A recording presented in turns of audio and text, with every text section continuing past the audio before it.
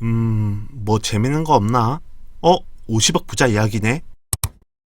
찐 부자가 아들에게 하는 조언? 뭔가 재밌을 것 같은데?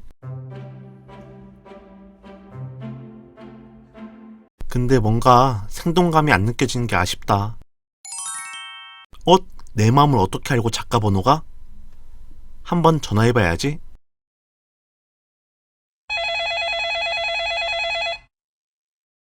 여보세요? 여보세요? 아들아 돈 공부해라 저자 맞으시나요? 네, 정순용 작가입니다. 찐 부자가 된 노하우를 알고 싶은데 혹시 영상통화 가능하실까요? 아, 네. 영상통화 인터뷰 가능합니다. 저는 한 25년 직장 생활하다가 이번 전년도에 9월 30일 날 퇴직을 하고 그러니까 직원에서 벗어나서 이제 작가로 새로운 삶을 인생 2막을 지금 살아가고 있습니다. 아들아 돈 공부해야 한다 저자 정선용입니다. 저는 제 방법이 가장 안전한 것 같아요. 저는 세 가지가 있습니다. 고정소득에 대한 것들을 잘 관리했던 부분이 첫 번째고요. 두 번째 부분은 그렇게 해서 관리되어진 고정소득을 정기적금에 저축을 했습니다. 사람들은 뭐 저축 이런 것들이 얼마나 큰 효과를 내겠냐 그런 생각을 하잖아요. 근데 저는 저축이라는 게 복리효과가 있기 때문에 굉장히 훌륭한 효과를 낸다고 생각합니다. 가장 좋은 게 뭐냐면 일상생활에서 소비를 관리할 수 있게 만들어줍니다. 정기적으로 돈을 갖다가 넣는다는 행위 자체가. 그래서 돈이 차츰 모여가지고 종잣돈이 마련됩니다. 예. 그러면 이 종잣돈이 큰 역할을 합니다.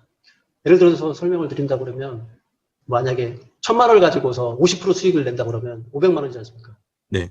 근데 만약에 10억을 가지고서 20% 수익을 낸다 그러면 2억이지 않습니까? 네. 그러면 10억까지만 종잣돈을 모으고 있다면 20% 수익률을 낼 수 있는 안전한 투자는 그렇게 어렵지 않습니다. 근데 보통은 사람들이 그 종잣돈이 없이 작은 돈으로 투자해서 네. 큰 이익을 기대하기 때문에 50% 수익률을 기대하고 이러다 보니까 사실 위험한 리스크 이런 데에다가 투자를 하게 돼서 결국은 그런 부분들에 손실을 입게 되는데 저는 그렇게 하지 않고 먼저 종잣돈을 모으고 이 종잣돈을 안전한 수익률을 낼 수 있는데 투자를 한 겁니다.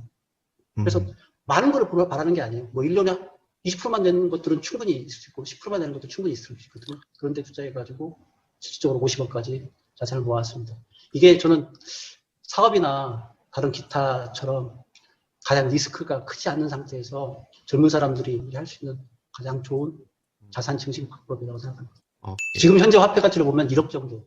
1억이요? 1억은 사실, 1억 네. 정도는 젊은 사람들이 10년 내에 1억 정도 번다는 건 그렇게 어렵지 않다고 봅니다. 10년에 1억이면 할만하죠. 예. 그 정도만 되면 그 1억을 가지고서 투자를 할 수 있습니다. 그게 젊은 사람들한테 제가 가장 얘기하고 싶은 게 그 부분입니다. 종잣돈의 개념을 예. 의외로 생각보다 모르더라고요. 그래서 제 아들한테도 그 부분을 제일 강조합니다. 어떻게 강조하세요? 너가 예. 종잣돈을 모으기 위한 소비와 종잣돈을 모으기 위한 정기적인 고정 수익에 대한 관리를 해나가야지 너가 미래에 새로운 가치를 창출할 수 있는 기본 토대를 마련하는 거다. 그래서 종잣돈의 개념이 저는 굉장히 중요하다고 생각합니다. 대부분은 종잣돈까지 올라가는 그 과정을 갖다가 젊은 사람들이 못하는 것 같아요. 맞아요. 저도 해봤는데 재미가 없어요. 한 달에 한 150만 원씩 저축을 한다고 해도 1년 해봤자 1,000만 원밖에 안 되거든요. 근데 뉴스를 보면 어디는 뭐 테슬라 네어가 탄생하고 또 어디는 몇 억씩 오르니까 재미가 없는데 저도 한 3년 동안 한 7천만 원 모았거든요. 3년 동안 7천만 원이면 그것만 조금만 더 했으면은 예. 1억 정도 되고 1억을 가지고서 대출 받아가지고 2억 정도로 해서 투자했다 그러면 오피스나 이런 데는 사실 2억 정도는 다 투자 가능한 규모이거든요. 네네. 그걸 하라는 얘기는 아니고요. 만약에 그 정도 규모 있다면 그런 부분까지 그 운영할 수 있는 형태가 많은 거죠. 투자에 대한. 한 0원에서 1,000만 원까지가 제일 힘들었고 1,000만 원에서 2,000만 원은 또 그렇게 힘들지 않더라고요. 또 좀 올라갈수록 조금 더 할만해지는 것 같아요. 그러니까 복리 효과라고 진짜 마법이잖아요. 네네. 이 복리 효과가 꼭 돈에 증가하는 게 아니라 시간과 노력에 대한 복리 효과도 지식에 대한 복리 효과도 그 안에 다 녹아들거든요. 그래서 그런 부분들이 사실은 나중에 종잣돈이 마련한 이후에 그 종잣돈을 가지고 투자할 수 있는 근력이 만들어지는 거거든요. 그래서 그 지루한 과정들을 그 흔히 말하는 데스밸리라고 하잖아요. 네. 그 계곡을, 그러니까 죽음의 계곡을 지나고 나면은 찬란한 빛이 있는데 그 지나는 과정까지 그 지루함을 참지 못하는 게 가장 맞아요. 한계인 것 같습니다. 돈 공부하는 방법은 저도 이제 그 책에도 써야 하는데 네. 우선은 신문을 읽어야 돼요. 신문이요? 예, 피 종이신문 종이신문 같은 거? 읽어야 돼요. 아, 대부분의 사람들이 사실 종이신문을 많이 안 읽더라고요. 왜 종이신문을 읽어야 되냐면 사실은 인터넷에 나와 있는 기사들은 편집되어진 기사들이잖아요. 네. 순간순간 선택을 받아야 되기 때문에 자극적인 기사들 다 편집해가지고 갖다 놓고 그 자극에 대해서 익숙해져 버리면 그 안에 있는 글이 가지고 있는 기본적인 사회 현상들에 대한 깊이를 갖다 깨닫는 데는 한계가 있습니다. 가장 좋은 방법은 종이신문을 읽고 네. 처음부터 끝까지 읽어가면서 아, 이 기사 중에 나한테 유익한 기사를 갖다가 좋은 칼럼 같은 경우는 전체 기사 통째로 필사까지 합니다. 필사라는 게 그 글을 네. 그대로 따라 쓰는 거잖아요. 어떤 효과가 있는 거예요? 눈으로 읽는 것과 네. 손으로 읽는 거는 예. 완전히 다릅니다. 예. 예. 눈으로 읽는 것들은 그냥 스치고 지나가는데 네. 그러면 뇌에 잔상으로 남지 않는데 손으로 읽는 것들은 뇌에 잔상으로 그대로 남습니다. 한 몇 개월 정도 이상은 유지를 해야 좀 어느 정도 좀 효과가 있다고 느껴질까요? 처음에 대부분의 경우에는 3개월을 그렇게 넘기는 사람은 저는 못 봤어요. 근데 3개월을 딱 넘어가잖아요. 네. 그럼 재밌으세요. 아, 재밌다고요? 예, 재밌습니다. 어, 지식을 섭취하는 게 막 재밌어져요.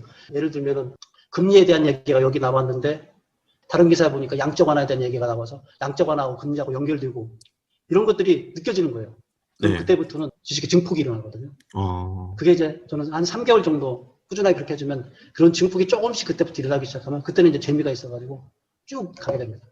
두 번째로 제안 주는 게 글쓰기를 하라고 합니다.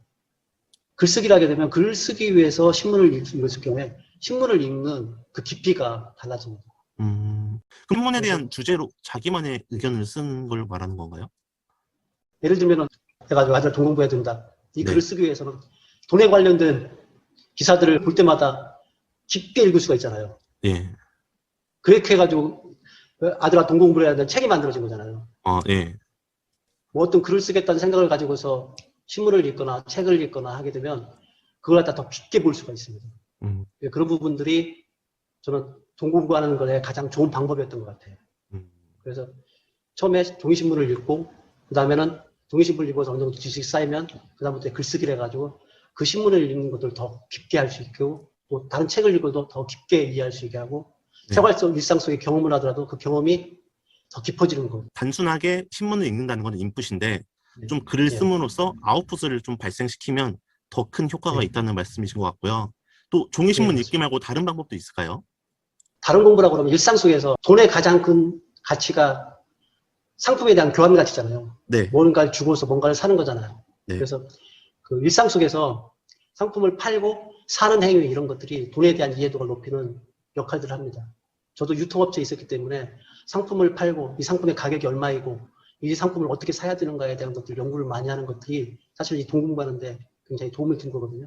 그래서 물건을 사고 파는 이런 행위들에 대한 것들을 해보는 것도 돈 공부하는 데 굉장히 많이 도움이 됩니다.